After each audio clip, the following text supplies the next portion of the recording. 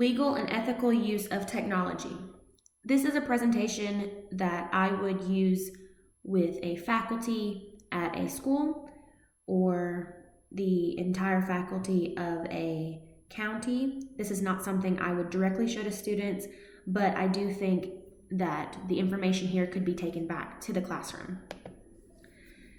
Today, we're going to cover just 3 threats in the educational environment. There's many more, but these are 3 that I think our students come in contact with daily. The first one's going to be inappropriate content. The second one is going to be cyberbullying. And the third one doesn't even sound as much like a threat, but it really is and can get you in a lot of trouble, and that's plagiarism.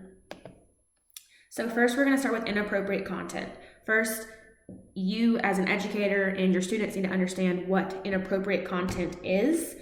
And inappropriate content can come in many forms. It can be images, texts, or videos that are crude, harmful, distracting, or otherwise hinder the educational environment. Blocking software is the #1 defense when it comes to inappropriate content. And then, of course, monitoring student screens and using programs at your school. Our school has something called LAN School, where you can see all of your students' computer screens on your teacher computer, which is nice. Something to be cautious of. Students are getting more resourceful about getting around the safeguards that we do have in place, so that they can have access. It's not necessarily so they can see inappropriate content, but it's so they can have access to what they want to be on their Instagram and Facebook and Snapchat.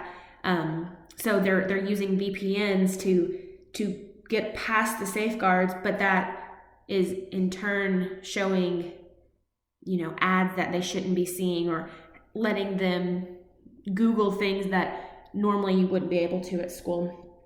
So really right now, the best protective measure is going to be to monitor students' use of their personal devices and educate them on the proper use of technology. So here are kind of the steps of to safeguard this inappropriate content.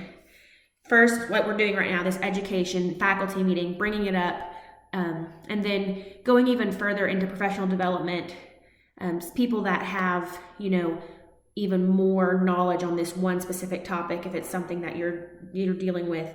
And then some kind of community project or initiative can go a long way when you get the students involved. And then, of course, just informing students of these risks and just talking with them. And then, of course, preventing is key. If we can prevent it, we don't have to get to the next 2 steps. So like I said, the blocking software, but we know there are ways around that. So the monitoring, and then just practicing, if they're writing a paper, talk about where they should be and where they shouldn't be looking for information, and practice going through that as a class. Don't just expect them to know. If it does happen, they need to know who to tell.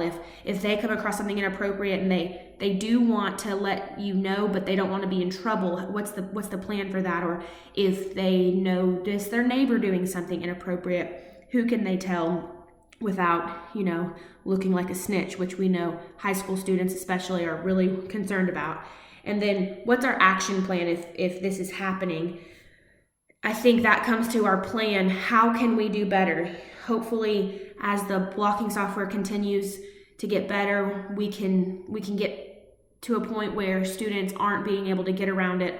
And then whatever plans we come up with at the higher level, we can't expect students or teachers to implement these plans if we do not communicate them. There's a wonderful website called internetmatters.org, and I have referenced that at the end of this, where they have some really great resources about inappropriate content on the internet. They have a tab that says learn about it. What do you need to know about inappropriate content? A tab for parents that says protect your child, and it's tips and tools for website blocking and content filtering. Deal with it. That's kind of like our address. What do you do if your child or your student sees explicit content? Resources. So this is a great resource. The website I'm talking about right now, internetmatters.org, but they have another list of resources.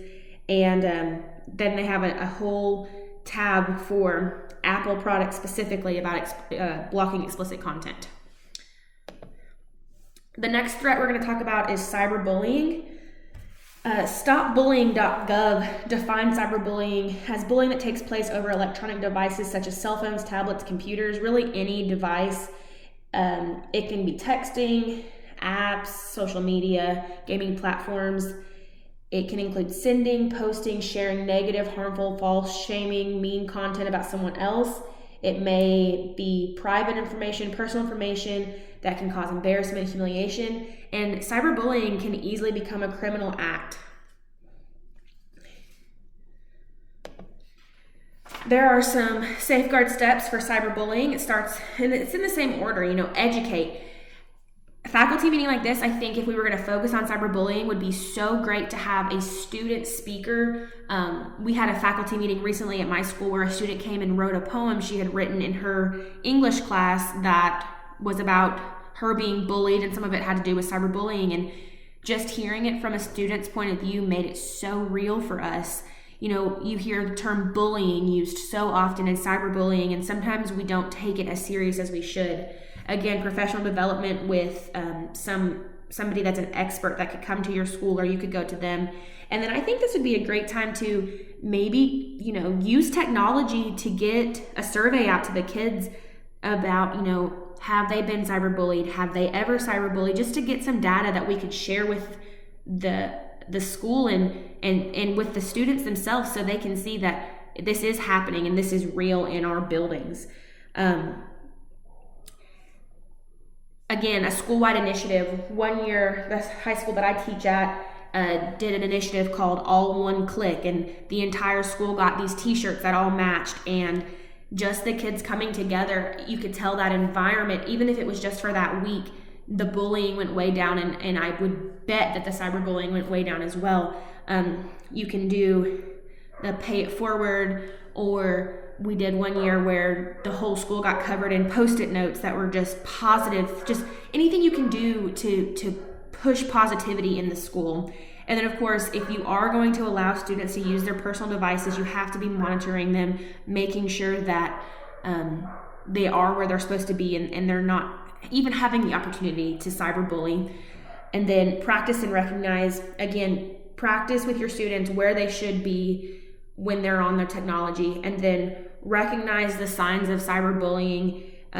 Sometimes students will play it off like they think it's funny, but they could actually really be hurting. So really get to know your students and know if maybe they're acting different, or just look for those signs, and then address. So students need to know who they can go to in your building, whether it's you, a guidance counselor, a peer. Just there needs to be a plan there. And then, of course, action plan. Most schools now have something in writing about cyberbullying. But again, we have to continue to do better. And as times move forward and new situations arise, the plan has to be updated. I know our school has had some issues this year with things that have never happened before when it comes to cyberbullying, things that I'm ashamed to even mention, but we have to communicate and implement changes so that we do have a plan to that. Again, we want to get to the prevention stage and not get past that, but sometimes you do have to. And I've got some great resources at the end of this about cyberbullying as well that you should check out. And then the third one is plagiarism. Plagiarism, like I said earlier, might not sound as much like a threat, but it really can be. As educators, most of us probably know what plagiarism is, but I think a big issue is, do our students know what it is? And I think teaching about plagiarism, this educate part, is really important. And there's just plagiarism.org has a whole section about teaching about plagiarism. I pulled it up, and just the first 3 videos look so interesting, I think. The first one is called Understanding Plagiarism with Help from Dr. Seuss. And then how students perceive plagiarism.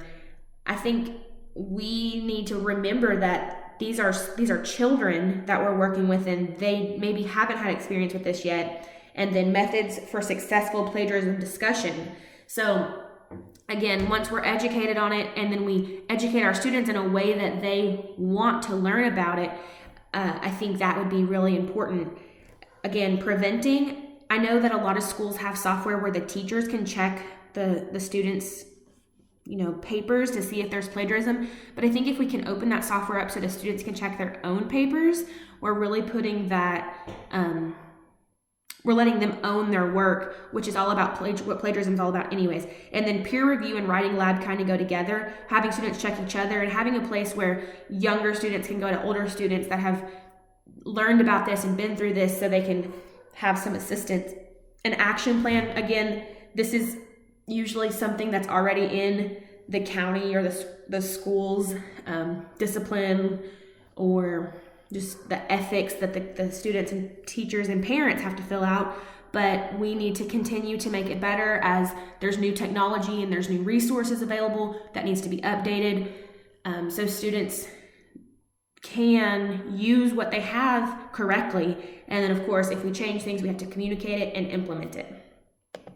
So, like I said, I think this presentation is more for teachers, but I think this last slide is so important. This is what you can take back to the classroom. So connectsafely.org came from safekids.com, and that is where there's a lot of information about cyberbullying. Some of it's hard to talk about, but I think it's really important to read it and know this is going on in these kids' lives.